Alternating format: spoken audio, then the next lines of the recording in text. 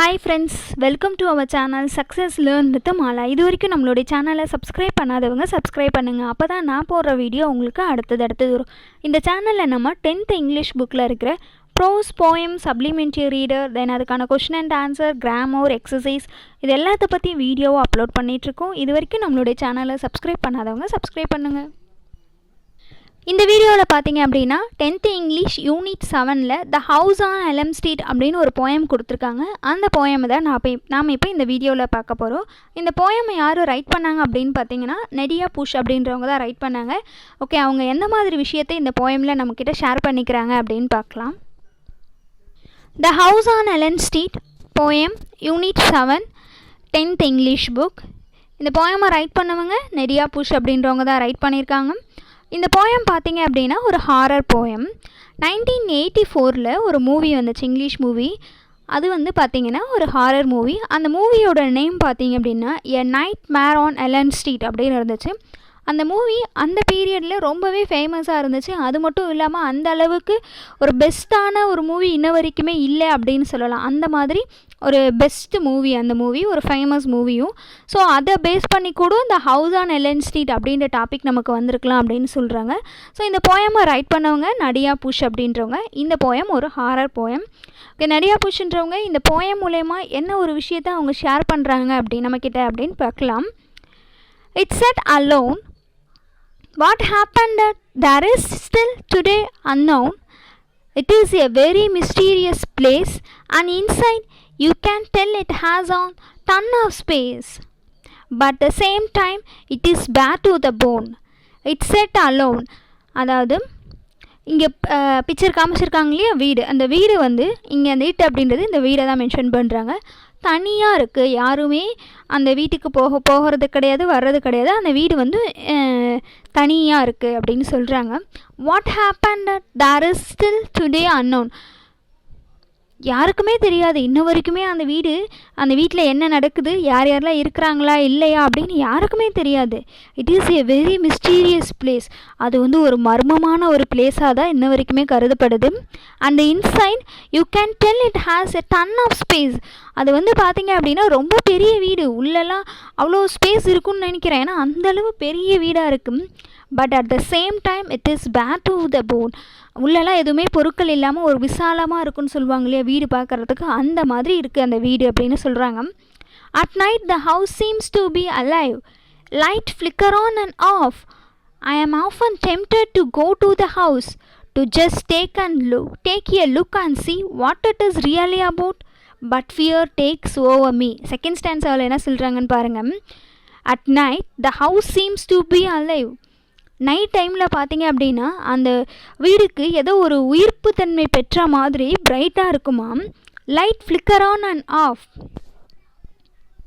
Light வந்து பார்த்தீங்க அப்படின்னா ஃப்ளிக்கர் ஆன் அண்ட் ஆஃப்னா லைட் ஆன் ஆகும் ஆஃப் ஆகும், ஆன் ஆகும் ஆஃப் ஆகும்னு பார்ப்போம் இல்லையா நம்ம, அந்த மாதிரி. இப்போ ஸ்விட்ச் ஆன் பண்ணி ஆஃப் பண்ணால் இருட்டாக இருக்கும், வெளிச்சம் வரும். லைட் வந்து ஆன் ஆகி ஆஃப் ஆனால் ஆன் ஆகி ஆஃப் இந்த செயல் கண்டினியூஸாக நடந்துகிட்டே இருந்தால் எப்படி இருக்கும், அந்த மாதிரி. Light flicker on and off அந்த மாதிரி இருக்கும் நைட் டைமில்.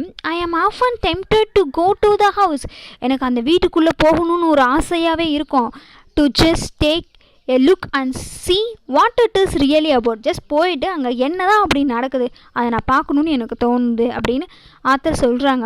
But fear takes over me. ஆனால் எனக்கு பயம் வந்துடும், என்னால் அங்கே போக முடியாது. பயத்தினால அந்த பயத்தை ஓவர் கம் பண்ணி நான் இது வரைக்கும் போனதில்லை அப்படின்னு சொல்கிறாங்க. ஐ drive past the house almost every day. The house seems to be bit brighter on this warm summer day in May. It plays with your mind. To be I saw, it is one of a kind. I drive past the house almost every day. Third stanzaவில் என்ன சொல்கிறாங்கன்னு பாருங்கள். நான் அந்த ஹவுஸை pass பண்ணி தான் daily நான் போயிட்டு வந்துட்டுருக்கிறேன் அப்படின்னும். The house seems to be a bit brighter. அது ரொம்பவுமே பிரகாசமாக இருக்குது. எந்த டைமில் அப்படின்னா on this warm summer day in May. Summer time May மந்த்லலாம் அது வந்து ரொம்ப பிரைட்டாக இருக்கும் அந்த ஹவுஸ் அப்படின்னு சொல்கிறாங்க. It plays with your mind to me ஐஸா it is one of a kind. இப்போ உங்கள் மைண்டில் என்ன தோணுதோ அதே மாதிரி தான் எனக்கும் இருக்குது அப்படின்னு சொல்கிறாங்க. Beside the house sits a tree. It never grows leaves, not in the winter, spring, summer or fall. It just sits there, never getting small or ever growing tall. How could this be? Fourth ஸ்டான்ஸாவில் என்ன சொல்கிறாங்கன்னு பாருங்கள். Beside the house sits a tree. அந்த ஹவுஸுக்கு பக்கத்தில் ஒரு tree இருக்குது. அந்த tree it never grows leaves. அந்த இலைகள் எல்லாம் இலை இருக்க லீவ்ஸ்லாம் வந்து வளர்ந்தது மாதிரி அவங்களுக்கு தெரியல. அதாவது not in the winter, spring, summer, fall. அதாவது இப்போ ஒரு மரம் இருக்குது அப்படின்னா அது வந்து பார்த்திங்க அப்படின்னா சீசனுக்கு ஏற்ற மாதிரி கொஞ்சம் வளரும், இலைகள் எல்லாம் உதிரும், திரும்பி இலைகள் எல்லாமே துளிர் விடும், அதுக்கப்புறம் பூ பூக்கும், காய்க்கும். அதுக்கு இந்த மாதிரி ஒரு ஸ்டெப் பண்ணிகிட்டே இருக்கும். சீசனுக்கு ஏற்ற மாதிரி பண்ணும் இல்லையா? அந்த மாதிரி அந்த மரத்தில் எந்த ஒரு டிஃப்ரென்ஸுமே நம்மளால் பார்க்க முடியாதான். எல்லா சீசன்ஸ்லேயுமே அந்த மரம் ஒரே மாதிரி தான் இருக்கான். It just sit the never getting small and never ever growing tall. வளரவும் இல்லை, அப்படியே தான் இருக்குது அப்படின்ற மாதிரி சொல்கிறாங்க. How could this be? எப்படி அதால் முடிஞ்சுது? அந்த மாதிரிலாம் ஒரு மரமே இருக்காதே அப்படின்ற மாதிரி வியந்து சொல்கிறாங்க. Rumours are constantly being made and each day the house just been to fade. What happened inside the house? I really don't know. It will always be a mystery. Last சென்ஸால் என்ன சொல்கிறாங்கன்னு பாருங்கள். Rumours are constantly being made. ஆனால் அந்த ஹவுஸை பற்றின rumour மட்டும் நாளுக்கு நாள் ஏதாவது ஒன்று புதுசாக வந்துக்கிட்டே தான் இருக்குது அப்படின்றாங்க. And each day the house just being to be fade. ஒரு நாளும் அந்த ஹவுஸ் வந்து, அதாவது இப்போ வந்து பார்த்திங்கன்னா இப்போ ஒரு வீடு பூட்டியே இருக்குது, யாருமே யூஸ் பண்ணாமல் இருந்தோம் அப்படின்னா அந்த தூசெல்லாம் படிஞ்சு ஒரு மாதிரி ஃபேடாகும் இல்லையா? அந்த மாதிரி நாளுக்கு நாள் அந்த ஹவுஸ் வந்து மங்கலாகவே போயிட்டுருக்கு அப்படின்றாங்க. What happened inside the house?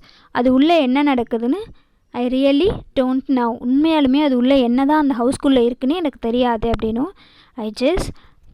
I guess it will always B A mystery. நான் நினைக்கிறேன் இது ஒரு மர்மமான ஒரு வீடு, அவ்வளோதான், இதுக்கு மேலே எனக்கு அது தெரியல அப்படின்ற மாதிரி இந்த ஆத்தர் நமக்கு சொல்கிறாங்க. ஓகே, இதோட இந்த போயம் முடிஞ்சிச்சு. தேங்க்யூ ஃபார் வாட்சிங். நெக்ஸ்ட் வீடியோவில் நம்ம இந்த போயமுக்கான கொஷின் அண்ட் ஆன்சர் பார்க்கலாம். தேங்க்யூ.